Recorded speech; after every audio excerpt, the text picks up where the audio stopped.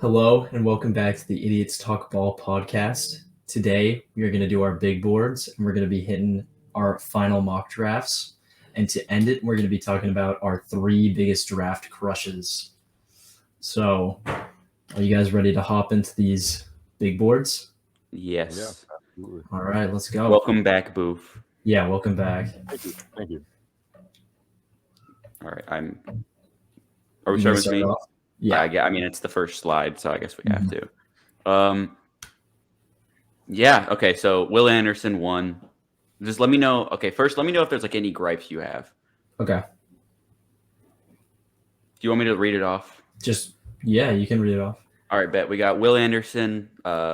With him and Carter, like the clear 1 and 2 in my opinion, and with all the off the field stuff with Carter and like the things coming out at his pro day.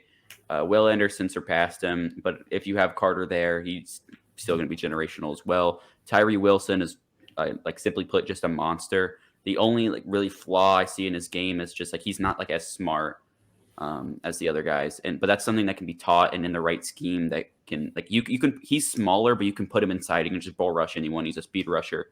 He doesn't have like quite the finesse or the IQ that some of like the really top guys have. But if he can get that, he'll probably end up being the best player in this class. Bijan, as a reminder, none of these are like positional value. So Bijan's just awesome. If he wasn't a running back, he'd be taken top 5 quite easily. Devin Witherspoon at 5.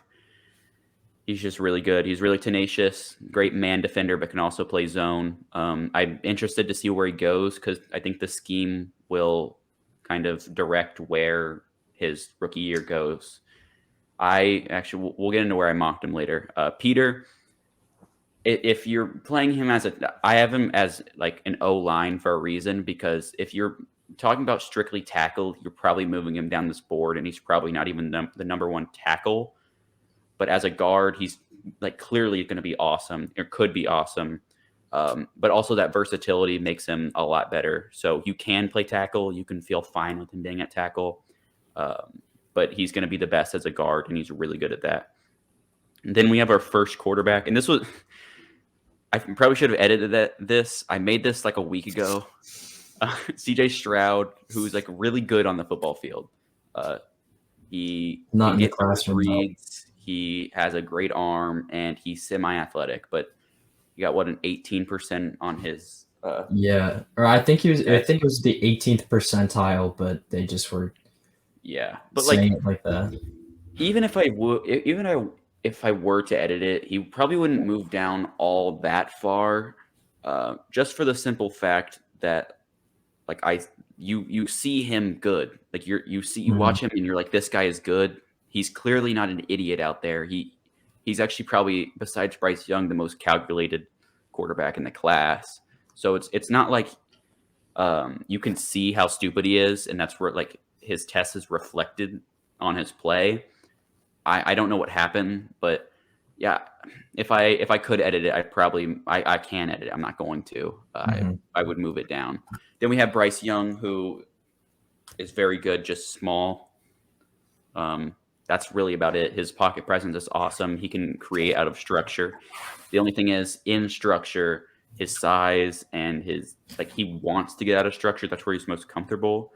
And so it's hard to build a system. Like, they start to plug him into a system. You almost have to make a system for him. Yeah. Now he's so good that like you're usually going to be fine with that, especially if you're drafting him at 1 with the Panthers or 2, 4, whatever, because these teams can afford to do that. So ultimately, that's not that big a deal. Branch at 9 is probably the first like controversial one. I see him like late teens for a lot of people. He's just really good. Like he's awesome. He can hit. He's really athletic. He sees the field well, and he can play both that slot corner and that free safety or strong safety. He can really put him anywhere. I wouldn't feel comfortable with him on the outside, but that's besides the point. You can put him at linebacker for all if you want.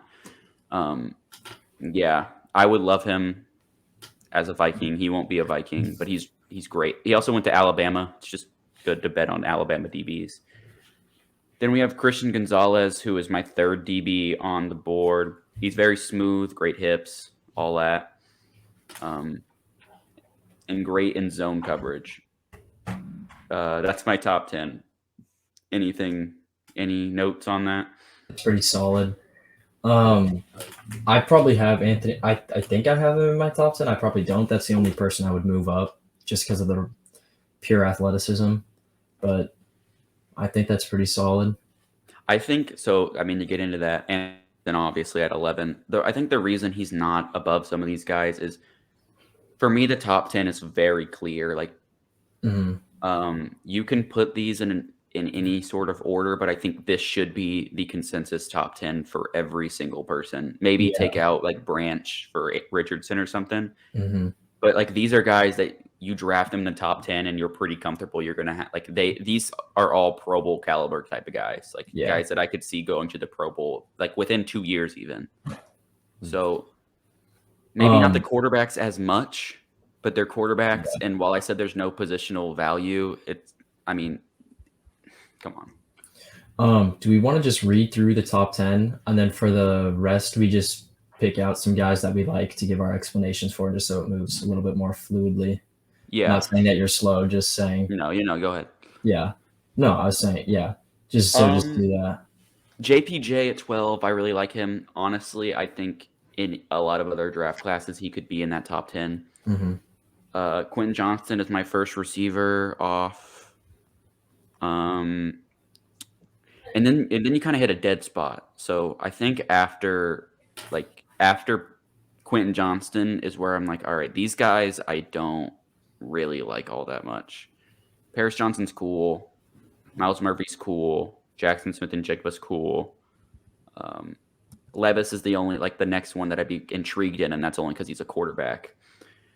The next person that's kind of like hot take-ish in their top 30 is, I still don't even know how to say his name, but Felix Anudike-Uzama. Oh yeah. From Kansas State. Yeah, Kansas State purple. That's all I know. But I watched his film. He's nice. That's all I had to say. That boy nice.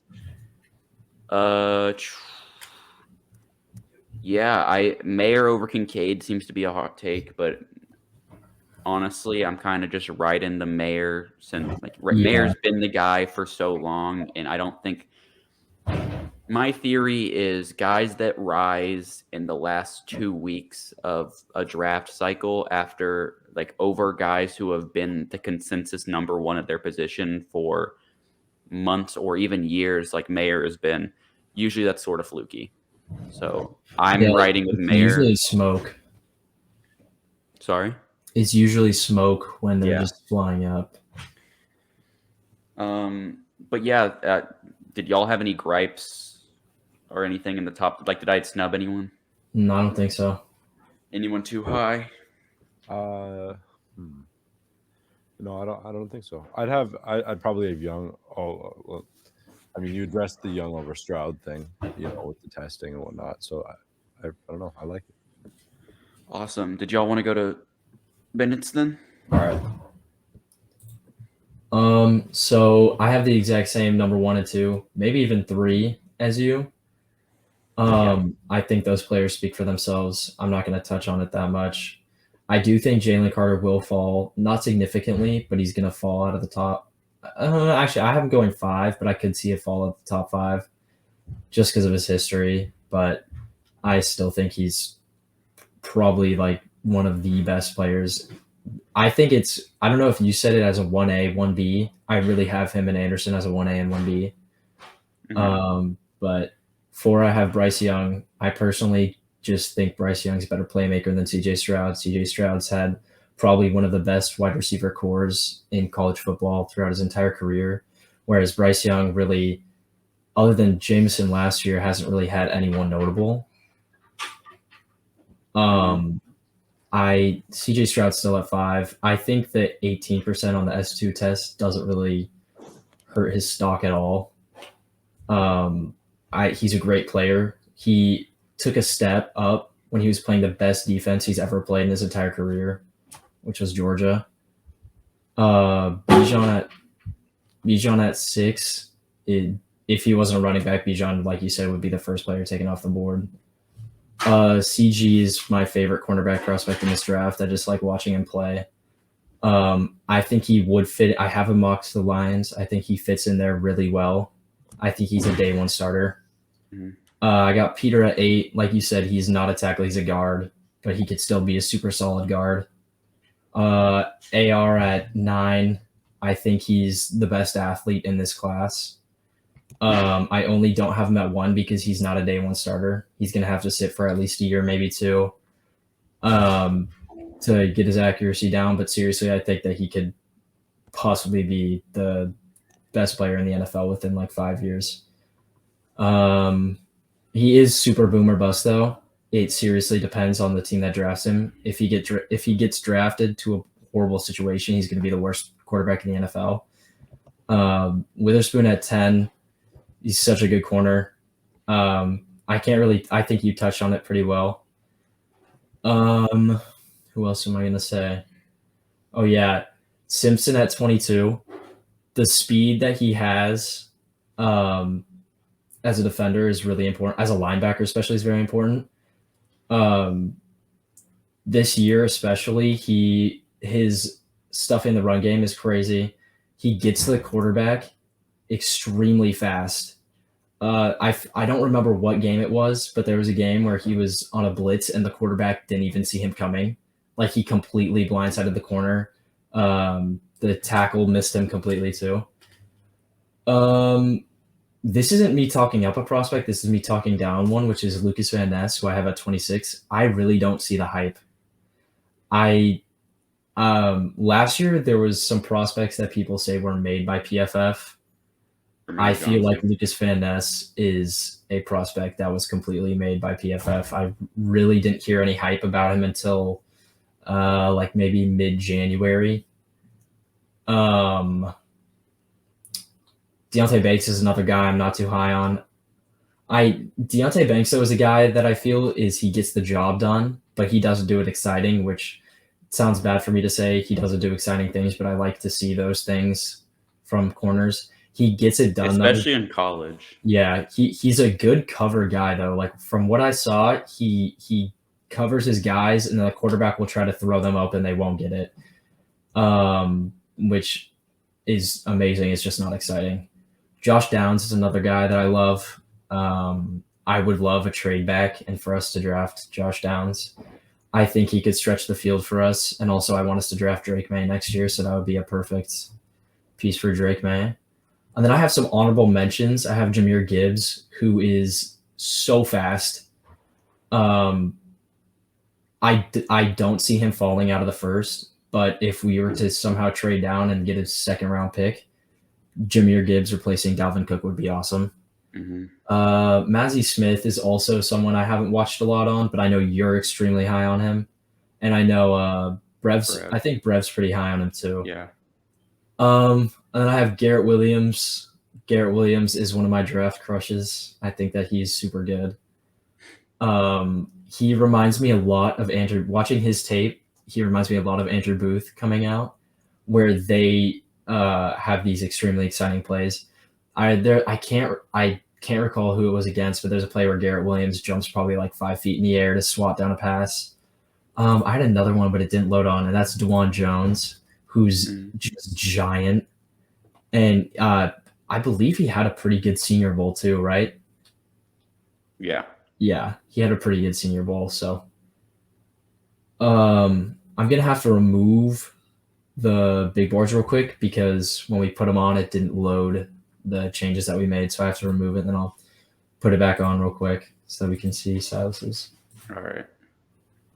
I didn't have to. I think we're pretty even keel on the big board. Like there was no one that I don't think either of us had or didn't have. Mm-hmm.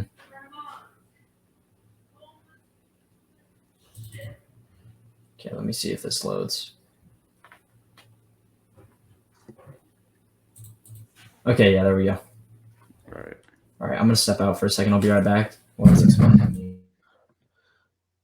right, cook up, Silas. Just continue. All right, got you. All right, Jalen Carter, I think he's got the highest ceiling out of any prospect in the class, not named Anthony Richardson. Incredible prospect. You know, PFF raves about him, analysts rave about him, scouts rave about him. I think that he's gonna fall because of some of the character things. I absolutely hate to say it, but I think that Philadelphia is gonna end up trading up for him at either spot 6 or spot 8. And I think he's going to land there. Will Anderson, yeah, the 1A, 1B type thing. I just happen to have Carter over Anderson. Bryce Young, I think that he is the best quarterback in this class. I think that he has, you know, all the potential in the world. Anthony Richardson's my number 4.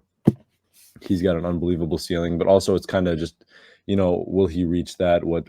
I feel like the situation that he goes to is going to depend or kind of determine how that goes for him. Tyree Wilson, very interesting.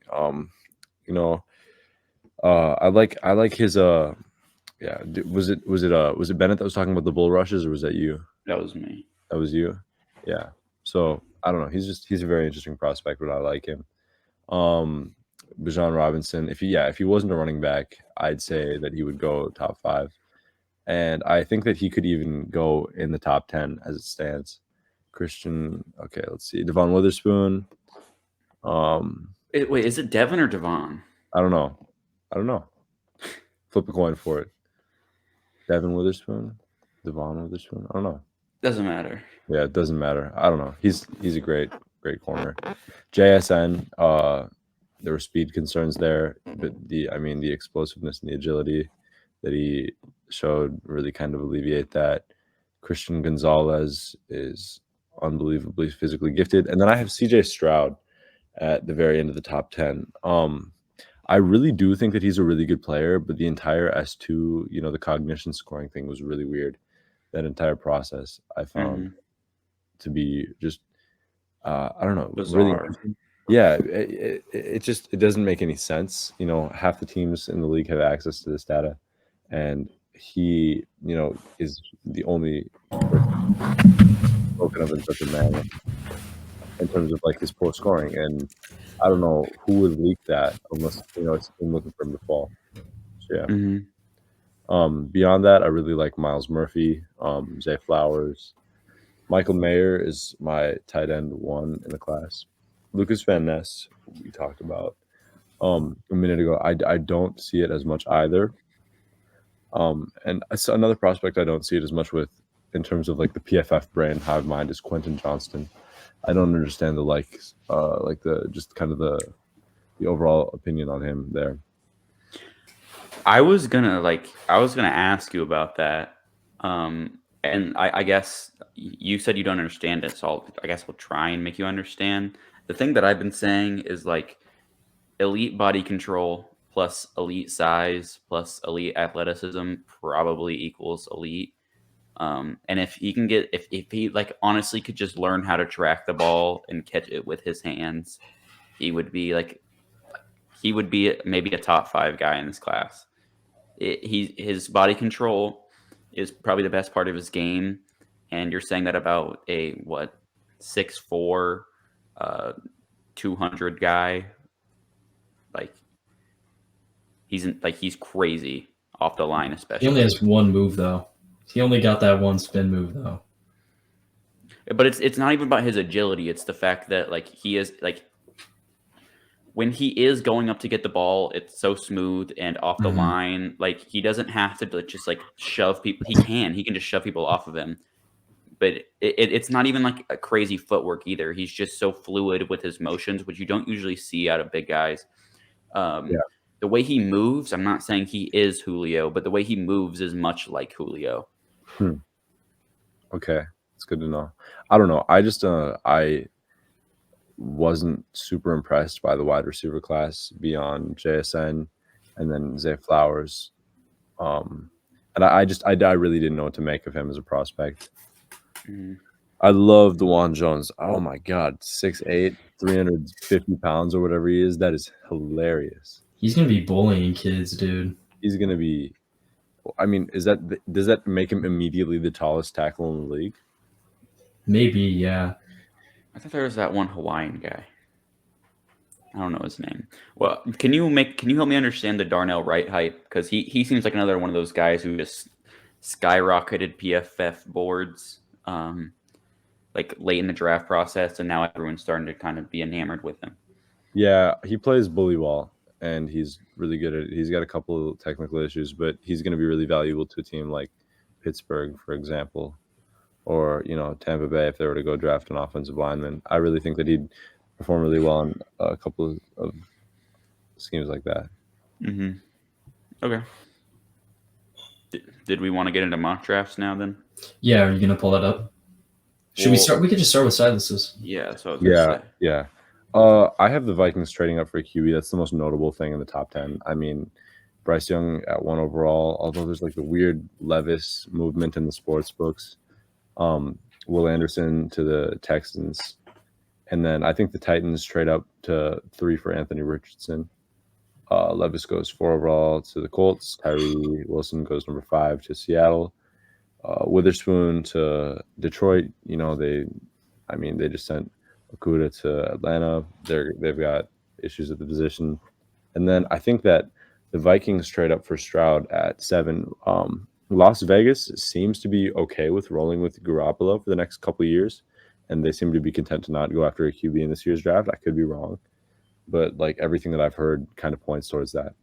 Mm-hmm. And then I think that very unfortunately, the Eagles are going to trade up for Jalen Carter because he's going to fall to that point in the draft where he's really within their reach, and they go up and get him and just add another very talented player to their defensive line.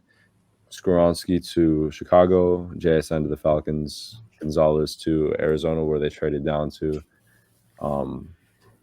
That's the first 11. Do you want me to go through? How much of it do you want me to go through? I had a question about the Steelers. Yeah. JPJ did the Steelers just makes too much sense for me to like I have to ask why they would pass on him. Yeah, I don't know. I've been seeing them get mocked offensive line a lot, and I wasn't thinking that Darnell Wright was the correct choice for them at 17. I don't know, other than the fact that I agree with you that he'd be a great fit there, but I feel like they're going to move towards addressing some offensive line issues around Kenny Pickett. Mm-hmm. Okay. Yeah. What about you, Bennett? Any questions? I'm just looking through. Got you. I like Brian Branch to the Jags. I have that in mind. JPJ, I had Quentin Johnston to the Ravens, but I was not thinking when I made that because they're trying to get D-Hop, and I don't think that they're going to take another wide receiver when they're going to have Rashad Bateman, OBJ, and potentially D-Hop on the roster. So I do like JPJ there because they do have a super old defensive back core. So I think that it would make like a ton of sense if he fell for them to snag him. Mm-hmm. Yeah. And then I think I like the Anton Harrison pick. I'm not particularly a fan of Harrison, but it's the Raiders. They're such an unserious organization. Yeah. And I also like Bijan's pick too. I like that he went to the Cowboys. Yeah. I think with the swirls around them going like literally anything at pick 7 and like Peter being probably a good pick at 7, if they were to trade down to what is that 23? Yeah, 23 us, and still get like a good tackle in the draft, that'd be really good. But did you want to go first, Bennett, or did you want me to go first? I can go first. All right, let me pull this up. All right.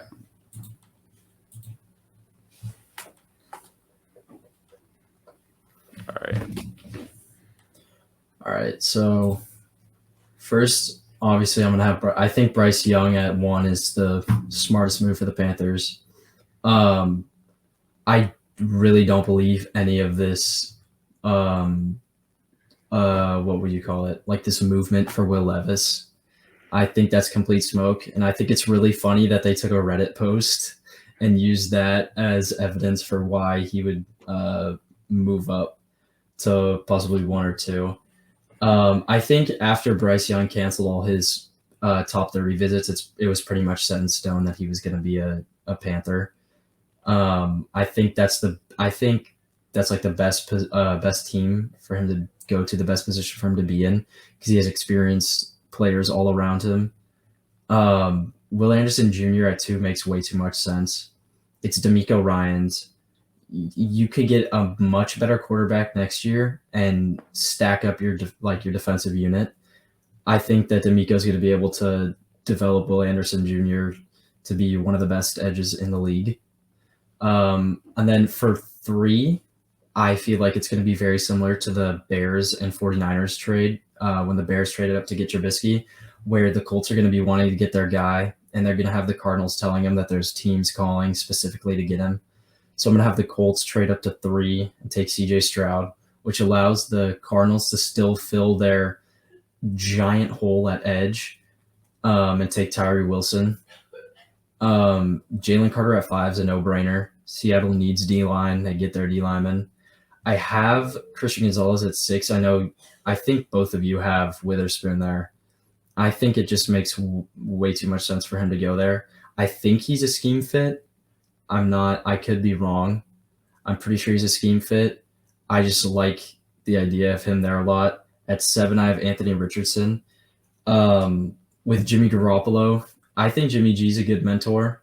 I think it's going to be good for Anthony Richardson to sit behind Jimmy G for a few years, let the Raiders get better talent on the roster before you throw him into the fire, because if he had to start right away, I think he might actually die on the Raiders. JSN at 8, I have the Packers trading up. Packers haven't taken a wide receiver in 21 years? In the first round, they haven't taken a wide receiver. I think that they can get their guy in the slot. It'll be really good for Jordan Love. They finally get a potentially elite wide receiver. I have the Bears going Devin Witherspoon. I feel like the Bears could have gone Peter here, but having now JSN, Justin Jefferson, Jamison Williams, and Amon-Ra St. Brown in your division, you need to get a good defensive back core, and they definitely don't have a good defensive back core. So I feel like that would be the perfect pick for them. Keep in mind, I made this before Will Levis QB2 started to heat up. I have the Vikings trading up to 10 with the Eagles to take Will Levis. It just seems like Kwesi and KOC are completely enamored with him. I think it would make a good amount of sense for them to trade up at this position to get him, because you're picking before 2 quarterback needy teams. It's a lot of people don't like the idea of the Vikings trading up because they don't understand the concept that you can use future picks to be able to trade up. It's definitely going to be probably a next year first and a 2025 second at the least to go up there. Probably way more. There's probably going to be player compensation too. At 11, I have Peter to the Titans. I just realized I got past them, but I'm going to talk about this one anyway. Titans need a wide receiver, but Titans need O-line desperately. Malik Willis had, not only when Malik Willis was starting did he have no one to throw to, but he had no time at all. He was constantly having to extend plays in his limited starts, and him extending plays was literally just running in circles. They lost Taylor Lewan. They lost their center or their guard in free agency? I think it was their guard. Yeah, I'm leaning with you. I don't know. Yeah, so they need interior. They need exterior as well, but they need interior very bad. Paris Johnson Jr. to the Jets is one that I really like. I think that the Jets, honest to God, you guys might not agree with me. I think that they're Super Bowl contenders. And shoring up the offensive line makes it even better for them. 16, I said I picked Quentin, but I picked Jordan Addison. I had the Ravens trading up to 16. I think that the Commanders will trade out of 16 anyway, because if JPJ is gone, I don't see any value for them at that point. If Hopkins goes to the Ravens, like I said before, I don't think that they're going to take a wide receiver, but this was way before those rumors started heating up, so I had him take Jordan Addison. I had the Jaguars trading up for Brian Branch, if he falls past like 12, let's say, they're going to be trading up for him. It just needs to be the perfect spot to get him. Miles Murphy to the Falcons. I really like Miles Murphy on the Falcons. I can't explain why. It just makes so much sense to me. They need anyone basically on the defensive line, and I think it just makes a ton of sense for him to go there. We talked about this earlier. You didn't really like John Michael Schmitz in the first round. I think that it would be good for the Seahawks to get a interior guy with Torrance off the board. I think that Schmitz is the best option that they have. Jameer Gibbs in the first round. We had talked about that. The Cowboys need a running back. I think that's their biggest offensive need. That might be their biggest team need. They're not going to take a quarterback here. Dak's not the future. Dak's not the future in Dallas, and they're not going to take a quarterback. So why don't they just get another weapon for him to hand it off to? I have 2 defensive linemen back to back. I'm not really high on Kalijah Kancey at all. I don't think that he's that good of a prospect. I think he's too small. But with the Eagles need D-line. They signed, 5 vets last year on their D-line? They had I can't believe I'm forgetting his name. Linval Vita Joseph. Vea. Wait, no. Bro, that is Great. not the Eagles. They had a lot of old guys on their D-line last year. I think that pairing them up with I can't believe I'm forgetting his name. He's literally a beast that came out of Georgia last year. Jordan Davis. Tackle. Jordan Davis. I mean, having Jordan Davis's size and having Kalijah Kancey's, I don't think it's that big of an issue for Kalijah Kancey. And then Josh Downs at 31 is probably my favorite pick out of my entire mock draft. I think that it just makes too much sense for him to go there. He's a speedy guy. He's a sure-handed guy. He gets Mahomes a weapon. I think it just makes too much sense. And they love small receivers. Like, they love them. Also, I'm sick of seeing Sky Moore. I hate wide receivers that wear 24. I know he's the only one, but it's just such an ugly number. Yeah, So that's I get to see disgusting. Mr. Downs. All right, you want to go to yours now? Yeah, sure. Let me pull that bitch up. Sorry, I was rambling for a bit there. No, it was good. I enjoyed your rambling. Thank you. Let me see if this is the right one. Yeah. All right, so boom. I hope I'm not leaking anything. All right, so top 10 is pretty bland, I'm not gonna lie. Bryce Young at 1. I'm not buying into the Levis at 1 hype either. Mhm. Bryce Young is just like kind of too perfect there. I am, however, I'm also not buying the Texans not taking quarterback just because it's probably their biggest need right now. I understand they have a defensive coach, but defensive coaches love when they have a good quarterback so that their job is essentially easier. And I am buying like Levis stock rising. Like, I don't think that Reddit post, first of all, the Reddit post is what, like, it's correlation, not causation, in my opinion. I think the lines were already starting to move already. He posted that the lines moved more, and then people started betting on it, thinking, "Oh, this is really good value," and then like the lines just kind of got out of hand. I do think Stroud would make more sense here, but the cognition test and his agent is Deshaun Watson's agent, and in the NFL, relationships matter a lot more than play a lot of times. And you don't want a guy that you're already on the wrong foot with coming into your organization and essentially being like your cornerstone. Anderson at 3. I understand how they could, or why you would think they would trade out of here, but if Anderson falls into your lap at 3, you're not taking anything else. Yeah. He's so good, and he addresses a need. Stroud at 4, that's a no-brainer too. It's like, okay. A lot of like the next 2 are like, okay, again, I'm not trading out of this because I have like generational guy at my lap, basically. Carter with the Seahawks and Wilson not as generational, but still really good. And I don't think Like, while I understand the corner is okay, I think if Wilson is there, you take him. Yeah. Gonzalez at 7.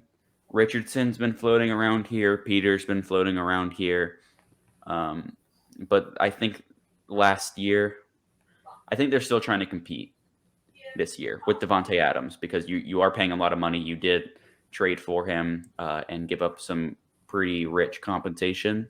So to get Gonzalez and hopefully like have an immediate impact on the defense that was kind of horrid last year, across from no one because Rock Eason still Rock I don't even know his name isn't there anymore. Yeah. And other dude, the dude that kind of had a breakout year last year, is injured, I believe. And then I have my first trade, and that is Washington trading up to get Weatherspoon. And I can't really explain this other than the vibes. Their defensive line is already like really good, and I think they're kind of playing the job game. Like they're trying to Yeah. keep jobs. And so going and getting an immediate impact on the defense kind of says, right, the defense is going to be good. All I need is a quarterback that is going to be okay. And you have that in Howell, and they traded for Carr, right? No. Who? Oh, never mind. But Bro they have is Howell. sneaky.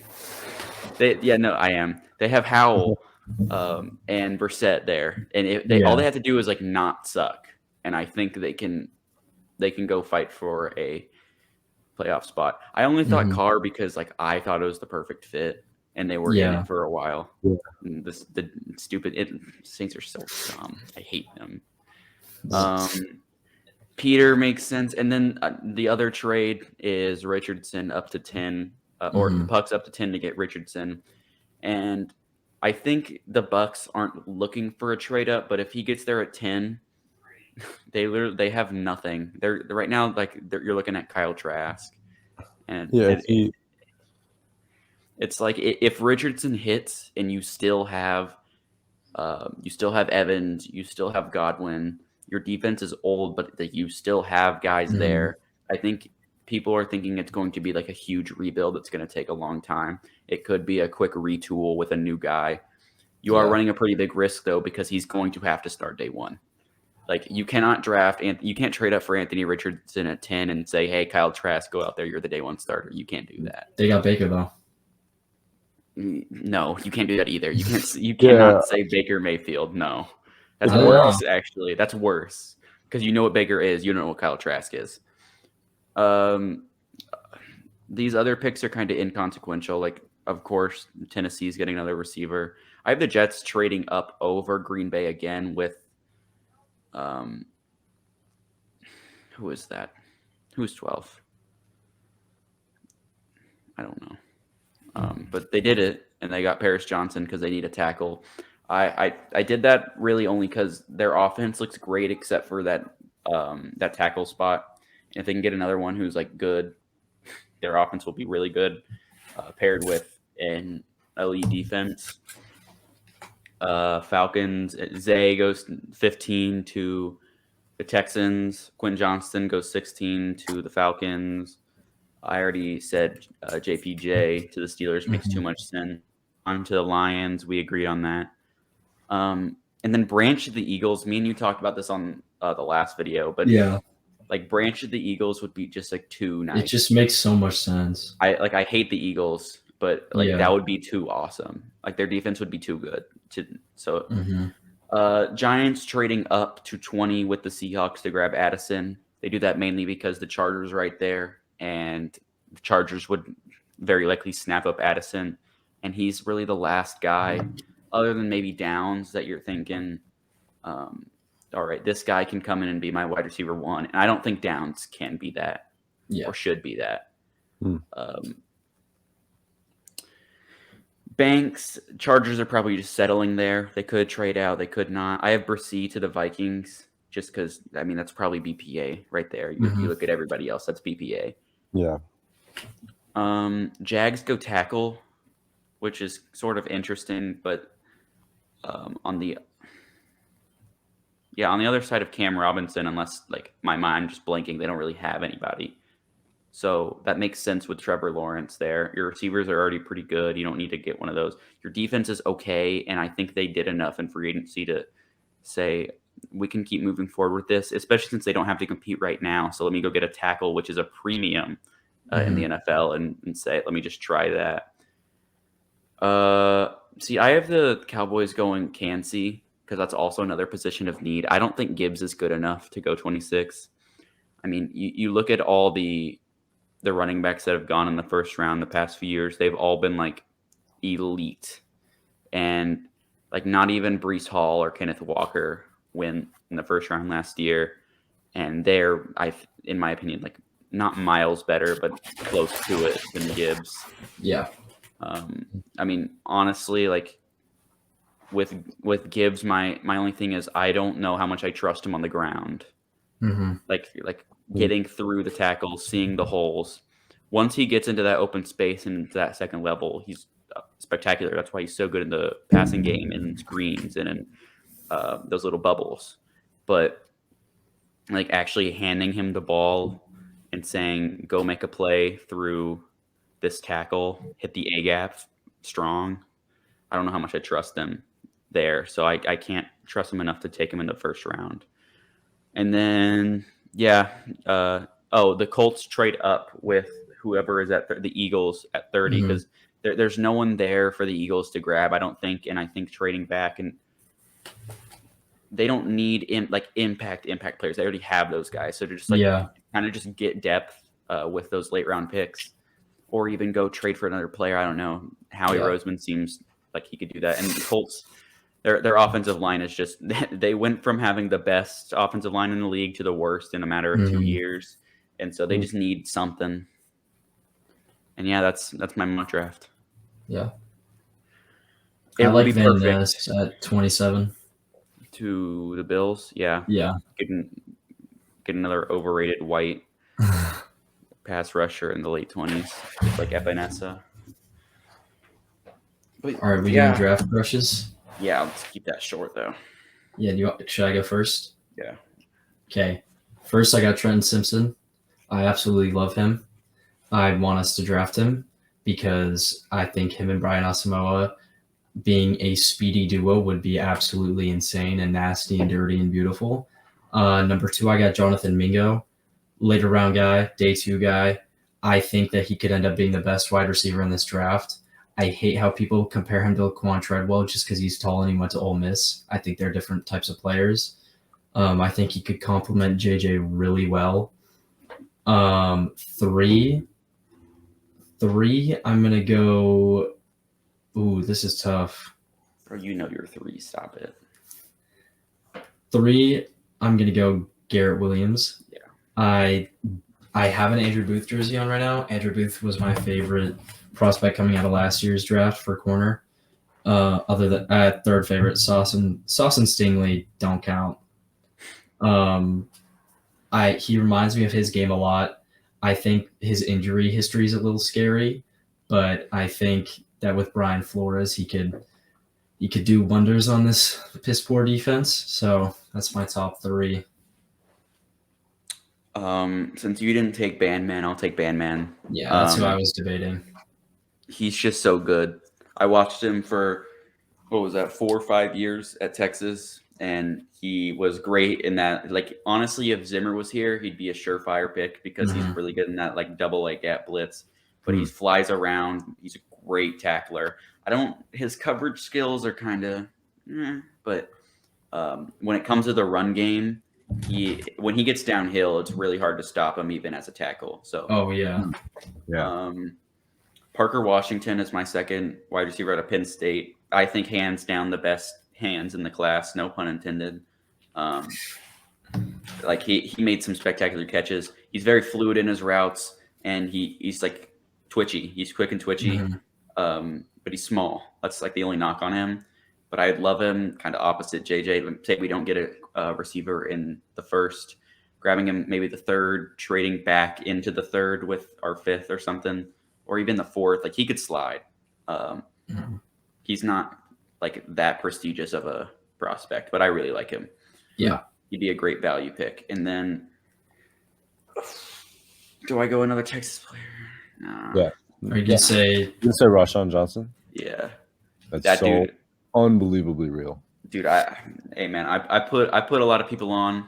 I'm glad to say that I did that. I don't think I put you on, Booth, because you know ball, but I don't think I put you on either, Bennett. But dude, if he was not behind Bijan, he would be the consensus 3. It's just if like he averaged like 5 yards per carry or something ridiculous. Mhm. He is like he's capable of being that 3 down back because he is physical, very physical. He can Yeah. block very well, and he's more of a bruiser running back, but he's like quick enough and twitchy enough, like enough. Like he is not like, wow, that guy's twitchy, but he can be. So that's my 3. If I'm a Texas fan, so that's kind of like a little bit biased, but I was blanking on my 3rd. Boofster up next. Got you. All right, 3 draft crushes. I'm going to start off with Zach Evans. He is a running back that has. Ole Miss? Huh? Was he out of Ole Miss? Yeah. Okay. I think he transferred twice? Question mark. I'm not entirely sure. He's had at least 6.5 yards per carry every single year. I mean, in 2020 he had 7.7 yards a carry. He had 7 in 2021.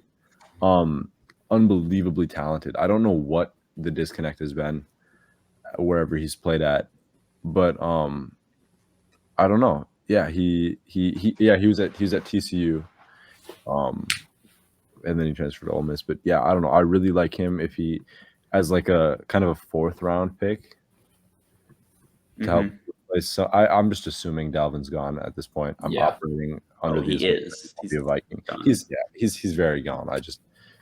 He'd be great to help replace production. It'd be cool if we had a 4th round pick. I think that Pipe down a little, bro.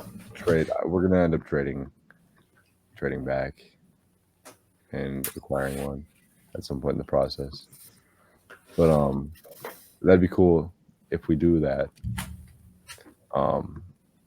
Beyond that, Marvin Mims, I really like. I'm gonna put out this big write-up thing on him. He's got a really interesting athletic profile.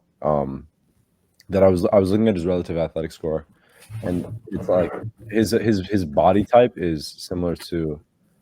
I mean, he's not Odell, but his like from a size standpoint, he's similar to Odell, and then he has a better relative athletic score than Odell. He's not like as polished of a prospect by any means, but I think he's really impressive and underrated. That I don't know, Jahmyr Gibbs, he's cool. I like his explosiveness, his receiving ability. Can I add a 4th? Yeah. No. Silas said, yeah, he's cooler than you. So, Michael Wilson out of Stanford, wide receiver. He had a really good Senior Bowl. He was basically Tanner McKee's only weapon. I remember I was trying to watch Tanner McKee tape, and that's how I discovered him. I think he's very under the radar. I think he'd be a solid guy to take. He's not that quick, but he's good at catching the ball, and that's all that matters. So that's my 4th. Yeah, I have an honorary 4th. I have not watched any film on him whatsoever. This is purely off vibes and bias. I visited Missouri one time, and then like I came back. I was doing a mock draft like right afterwards, and Isaiah McGuire was on the board at what is it, like 79, and it's like, I like this guy now. Analysts agree with me. PFF agrees with me.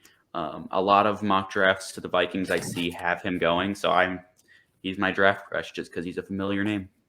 Yeah, Isaiah McGuire.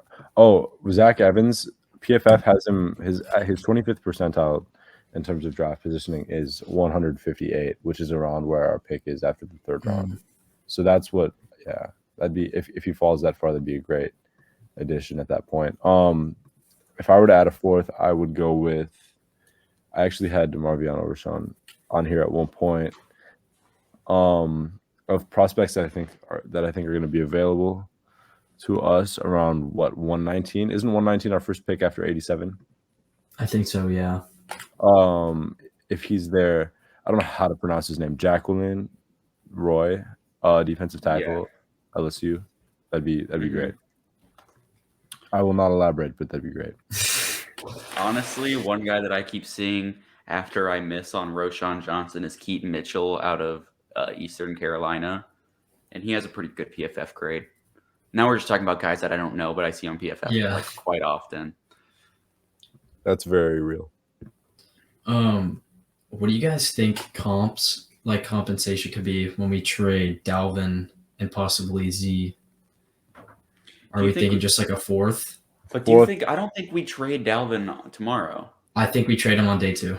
Well, I've been saying that for a couple weeks. yeah, I think he's going to be a day 2 trade. Contract implications would be tough.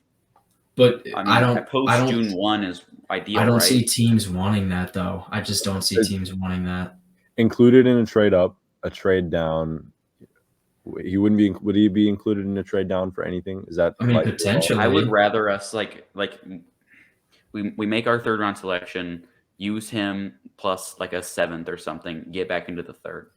Yeah, like that would be Miami. like I need or something. I don't know. Yeah. But I don't know if they would do that because they don't like the 3rd round pick is their only something like their only. Yeah, pick. but other than the contract, getting him at that point is. I don't think Dalvin's still elite. I mean, or we get really good Giants for Saquon. Oh yeah, for Saquon. Because Booth completely missed that. But no, what happened? Oh, we were in a space with a bunch of like Giants fans, and no, there was just this Jets fans. Oh, it was Jets fan. Well, one of them was a Giants fan. Yeah, and he was like, he was gonna ask Evo what we were gonna do with Dalvin Cook, but Evo left, and I was still in there, so he was just like, I was gonna ask him because he's a Vikings fan, if like we should trade Saquon for Dalvin Cook, and they were the other people were like what are you smoking? He's like, Saquon's injury history is so bad. Dalvin Cook's just like an immediate upgrade. Like, bro, Dalvin's been injured like every season. Of his career. And his reasoning for Cook being better was he's more consistent. Right. Yeah. Yeah. But I think I'd be solid with other than the contract dispute. I'd be solid with a Saquon for Dalvin straight up. I'd rally the 3rd round pick. Yeah, that'd be hilarious. But we're not gonna get a 3rd. We're gonna be like a 5th, and I'm gonna. I'd honestly honestly, when the season ended, I was like trade him for a 7th. I would have been. Yeah. But now that we're like in, like, I need another 3rd round pick for my sanity. I need it. Well, dumping his contract off, and if we trade Z as well, we get 96 mil of cap next year. That was before. That's before a Jefferson 5th year. But what is the rush to trade Z for a 3rd? Yeah, we can have him sit around. Yeah, but what if he sits out? That's the thing. He's not going. I don't think he would. This isn't this a contract year for him anyway? No. No, he got a 3-year deal last year. But like he's not like I'm okay. You're gonna hold out. Like a fake year. I don't understand why he wants to leave either. Like with his production last season before his injury, and now he's going to be in a better defensive scheme. Like, God, Ed Donatel was so. He was actually Hitler. He was actually Hitler. Oh my God! I can't even say what I. Nah, dead. Just like I was thinking, I was about to lay down for a nap, and I was just like chilling there. Like, you know, before you fall asleep, you're just kind of thinking. I was like, we really lost to the Giants in round 1, dude. Like, think about that, bro. Like, I gotta be serious about this because a lot of people blame, like, saying our defense was just not good. Like the players, it was not the players. Like we could have won with a good team. No, really, you think that it was the players? I mean, it has to be the players. I think no matter how bad the scheme was, like the scheme wasn't like sabotaging them. Like they were just playing. Like our corners. I mean, you can work it up to injuries and whatnot, but our corners were just like god awful. When Duke Shelley is a no. Like, we were like praising Duke Shelley for like making stops in the red zone. Yeah, he's supposed to do that. Okay, I'm gonna give this to Donatel though. his red zone defense was elite this year. Yeah, That's because he That couldn't was play the guy. only bright spot. That's because he Like, couldn't drop guys back 20 Yeah, yards. They yeah. had to play defense. But yeah, I Yeah. mean, Eric Kendrick Yeah. looked a step slow. And while that was probably that he had to cover most of the field because corners like were deep and Mhm. I don't know. I mean, Donatel adjusted. That's what people won't give him Yeah. credit for. He adjusted. He started to blitz more towards the end of the year, and it started working. Like truthfully, yeah.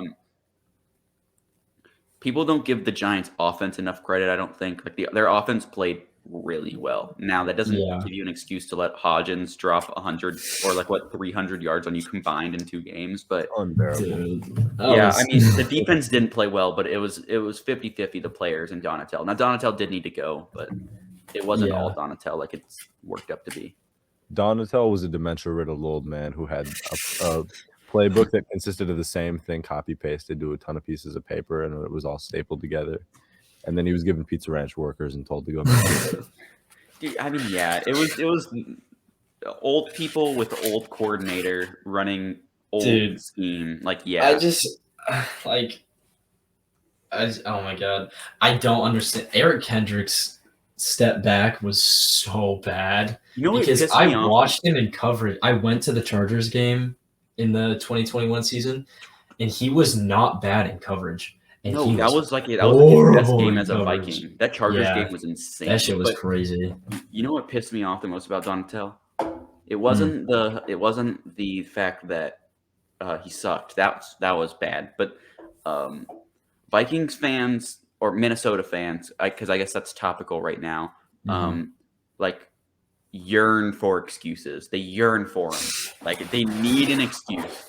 And Donatel gave them that. Now, it was a valid excuse, but oh my god, he just brought in the stupid buzzwords that now like they hear Luke Braun or Dustin Baker say it one time, and they're like, I'm gonna say that every single time something bad happens. Cam Bynum gets burnt. Stupid Donna Shell, you know. Donna Shell was the worst. The Donna Shell. Oh my god. And the greatest part is no one knew what it meant. Like no one like half the Twitter users don't know what a shell defense is. But god damn it, I hate that shell. No, do you remember when we were praising him for that in game 1? Everyone was like, "This is like," they were like, "The defense is going to be elite this year." Like, well, that's because Z was actually okay. Honestly, it would have worked had we like gotten to the quarterback. Yeah. Seriously. Our defense was good until Z fell off a cliff. Yeah. Not good, but you know what I mean. It was awful. It was like sustainable. I mean, yeah. I'm thinking of the games. It was kind of. I mean, we were living up I mean, big people 20-point games. Like the Bears dropped 30 or something. I think for first year as a play caller, O'Connell did good, but I don't think people call him out enough for some of the plays that he ran. Dude, he sucked, especially down the stretch. He sucked so bad. I mean, it's hard to like praise someone when it's so obvious that they script the first and last drive of the game. Like every first drive of the season was completely scripted on offense, and it was so obvious. And then all of the play in the playoffs was so fucking bad. The pass to JJ and then the JJ back to Kirk. The dude, like, he was great in 1st and 10. Awesome. But, oh, my God, let it be 2nd and 4, and I guess we have to take a deep shot now. And then now it's 3rd and 4, and we're going to go inside zone to Dalvin, and he's going to get negative 1 yards.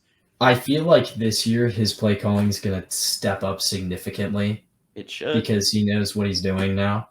But going from Zimmer, run, pass, punt, to O'Connell, pass, run, pass, run. Yeah. I mean, it's honestly, let Dalvin get off the team. I think the play calling gets a lot better. And I like Dalvin gets too much slander. Like worth his contract, he's not worth that whatsoever. Value wise, he's at one of the worst values in the league in terms of that. But like having like that, I guess, worked up to be elite running back on that elite level contract. Like he wanted to run it too much, and then what Zimmer did so well was run him between the tackles, and he tried to either move him over the guard or like bounce it or like pitch it outside. That stupid pitch. You know what I'm talking about? Where Yes. they catch it and he'd be right here and they just toss it to him. That didn't work Yeah. ever. Didn't work not one time. And then that one fumble in the Lions game. That was aggravating. Can I rant for a second? This is gonna be crazy. This is how we're ending this episode. All right, bet. I am so sick and tired of this Kirk Cousins hate. I'm serious. I'm so done with this shit. Yes. And like, I'm not gonna act like Joe right now. I'm not gonna say that Kirk's like a top 5 quarterback. I think Kirk's a top 10, top 8 quarterback in the league. I don't think that fans understand that it is impossible to succeed when your game plan is to throw to JJ 40 times when he's triple covered. Adam Thielen was not a factor this year. I'm not going to say that KJ wasn't. KJ was. KJ's very overhated for the role that he plays on this team. Adam Thielen couldn't separate the entire year. JJ at the end of the season was literally triple covered. In the Packers game, he was triple covered. Yeah.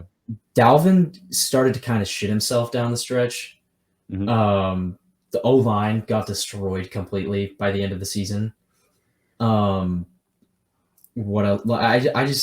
I feel like people expect Kirk to be this player that he's not. Like, if they saw his run in the Arizona game and they expect him to do that constantly, that's not really what this team needed. That could elevate this team, him doing that more, but that's not what the team needs. And it just pisses me off to see people just absolutely hating on him and saying that they don't want him on the team anymore when he's since Favre, he's the best quarterback that we've had. And he's probably the first franchise quarterback that we've had since Culpepper. So sorry about my rant, but I'm so sick. People just don't do you know how hard it was for this team to find a quarterback for more than 2 years? Over like the past 2 decades. That's kind of like the same thing. I mean, honestly, like I don't care any at this point. Kirk is good. If we move on from him, I understand. If we don't, this year at least, he better be gone next year. Or like back on like a low ass deal. But yeah, like honestly, whatever they do, unless they overpay him, I'm like, okay, that makes sense. I mean, anything goes right now. There shouldn't be some like radical stance that you have unless like you're Joe Spinoza and that's your career. But like if you're saying if Kirk is on this team is unserious or Kwesi is con man. I mean, yeah, it's just kind of irrational. I don't. Or did you? Okay, I'm sorry to interject with something that is pretty irrelevant, but have you guys been looking at the Bucks game? What's been happening in the past 20 seconds of the Bucks game? No, it's not. No, I only saw one thing, and that Coach Bud didn't advance the ball. Go to World Wide Wob and just look at the recap of like the last. They're in overtime right now. 15 seconds of the game. All right, so bet I'll read it. You want me? Can I read it out loud? Oh wait, Yeah, no, go never for mind. You didn't tweet it. It's a video. All right. Random number 2 pulls up, knock down a 3. Awesome. Okay. Who is number 2? I don't know either. Do you? No. Okay, they get a steal. Foul too. Take foul. What is this? Nothing's happening right now. They're all just pointing. Okay, we're gonna go to next. The beacons are lit. Gondor calls for aid. I don't know what that means. All right. Oh my God! Tip ball at midcourt. Chris Middleton. No. Wait, what happened? Do they not have the ball with 2.1? Wait. Okay, they get the ball 2.1. Jimmy. No way. Dude, Jimmy's so crazy, bro. Honestly, like I was a Jimmy. I'm sure I expressed that with you, Bennett, at least. My disdain for Jimmy Butler. Holy shit! Middleton and Giannis both have above 30. Keep going. Sorry. Yeah, but I hate Jimmy Butler with a passion. But honestly, I can't ignore it anymore. I can't push propaganda anymore. That dude is literally him. Yeah, no, he's actually Michael Jordan's son.